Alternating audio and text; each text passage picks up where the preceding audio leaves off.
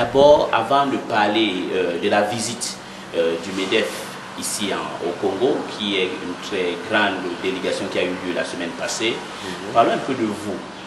Vous êtes là depuis, parce que beaucoup de gens vont poser des questions, ils n'ont pas eu l'occasion de vous voir et ils se rencontrent. Vous êtes là depuis quand? Eh bien, je suis arrivé au début de l'année 2010 et j'ai présenté mes lettres de créance pratiquement aussitôt après mon arrivée au président Sassou et quasiment quelques jours après, nous avons eu une première visite ministérielle puisqu'il s'agissait à l'époque de M. Bernard Kouchner.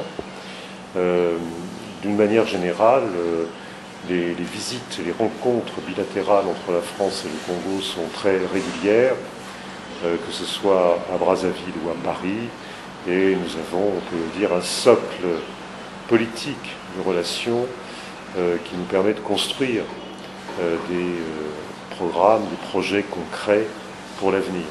C'est sur ce socle que nous bâtissons, mais il est assez ancien, comme vous le savez. Nos relations historiques sont bien connues, à la fois des Congolais et des Français. D'accord. Alors dites-nous, avant d'arriver à Brazzaville, vous étiez d'abord où? Moi j'ai été plusieurs fois ambassadeur en Afrique, en l'occurrence au Cameroun et puis au Togo. Mais juste avant de venir au Congo, j'étais en France dans des responsabilités différentes puisque j'étais préfet d'un département français. Voilà. D'accord. Voilà, je pense que les Congolais savent que vous êtes un diplomate de carrière et vous connaissent déjà un peu. Mais maintenant, on va revenir sur la visite du MEDEF la semaine dernière. Oui. Quelle est votre impression sur cette visite? Parce qu'en tant que diplomate, je pense que vous aviez œuvré pour que cette visite se fasse. Oui, bien sûr.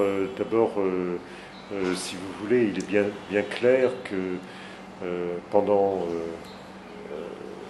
très longtemps, notre relation avec le Congo a surtout été marquée par la volonté d'appuyer les efforts du pays pour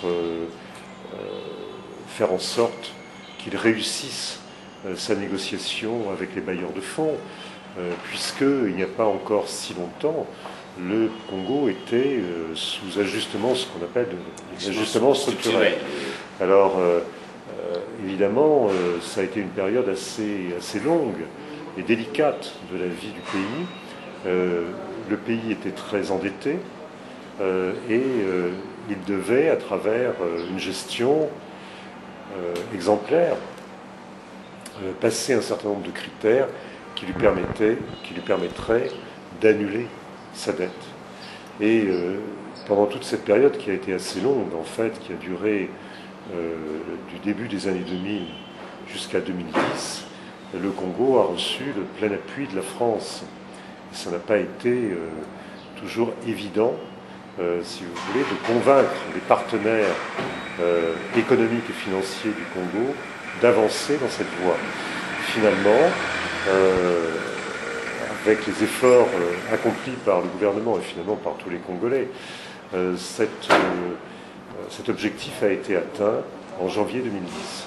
Alors, il a été atteint avec une remise de dette qui a été principalement portée par la France, puisque notre pays portait à peu près 55% de la dette congolaise. Et donc, dans la foulée de l'annonce du point, ce qu'on appelle le point d'achèvement, c'est-à-dire la décision d'annuler la dette, plusieurs pays ont signé des annulations, dont la France, en juillet 2010. J'ai signé moi-même cet allègement avec le ministre des Finances, M. Ondongo, à l'époque. Donc, si vous voulez, il faut rappeler peut-être ces épisodes parce que pendant fort longtemps, le Congo a été plus focalisé sur la question de la gestion de ses finances publiques et sur la gestion des relations avec les bailleurs de fonds, plus que, finalement, sur le développement économique stricto sensu. Et au fond, c'est depuis très peu de temps, et on va revenir sur votre question, que l'activité économique, je dirais, traditionnelle, c'est-à-dire la présence des entreprises, l'investissement des entreprises, le développement économique du pays, que cette question vient sur le devant de la scène par rapport à l'autre question qui était prioritaire avant, c'est-à-dire la gestion des finances publiques. La gestion des finances publiques. Bon, donc je pense que vous avez, donc, si j'entends bien, pour aider le gouvernement du Congo à maintenant développer le secteur privé ou faire un développement de ce pays, c'est pourquoi vous avez contribué à faire venir la délégation du MEDEF ici. Oui. Alors, évidemment, je n'étais pas le seul dans cette affaire.